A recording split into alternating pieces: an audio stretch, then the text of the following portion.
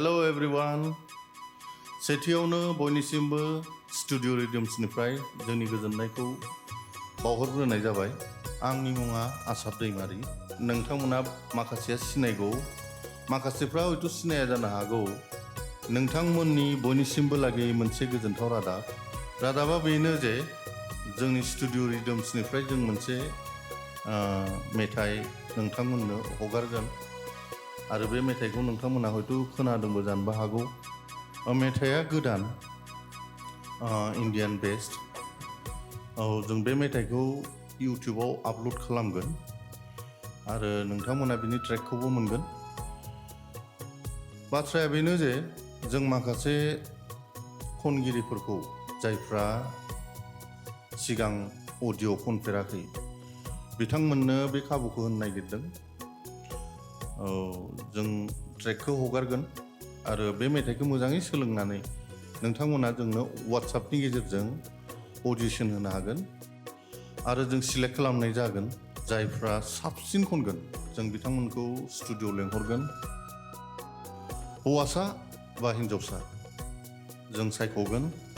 auditionआव जाया सिलेक्ट जादों बेखौ जों भिडिअ खालामगोन आरो जों इउटिउबाव हगारगोन।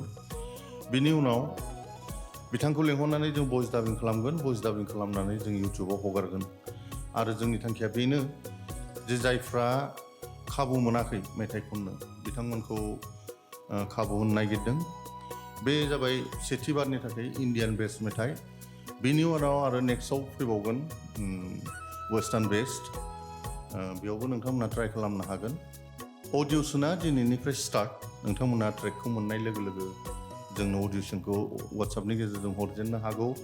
जायहा बे अडिशनाव सिलेक्ट जागोन जों बिथांखौ बे खेबनि थाखायल' नङा उनसिमबो जों बिथांखौ फन होबाय थागोन जोंनि स्टुडिअनि गेजेरजोंनो।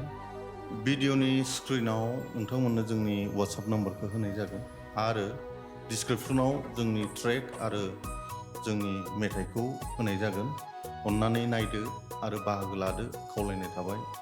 जायफ्रा अलरेडि जोंनि चेनेलाव दंखायो बिथांमोनखौ साबायखर होदों आरो जायफ्रा जोंनि चेनेलाव गैया बिथांमोनखौ खावलायदों गोख्रैनो जोंनि चेनेलखौ साबस्क्राइब खालाम जाहाथे उननि नटिफिकेसनफोरखौ गोख्रैनो मोनो। आरो बेजों लोगोसे खावलायदों जायखौ जों सिलेक्ट खालामगोन फन होखांनायनि उनाव जों बिथांखौ ओरैनो दोना, खाबुफोरखौ होबाय थागोन आरो बेजों लोगोसे जों फिसा बान्था होनो नाजागोन। बेवहाय खावलायदों जायफ्रा गोसो जायो, गोसो गुदुं, जायफ्रा खाबु मोनाखै थाबैनो दिनैनिफ्रायनो बे अडिशनखौ स्टार्ट खालामनाय जाबाय। बेनिफ्राय जुननि 30 लास्ट अडिशन जों एक्सेप्ट खालामनाय जागोन। बेनि उनाव जों आरो अडिशनखौ लानाय जानाय नंलिया। एसेनोसै, हामबायसै।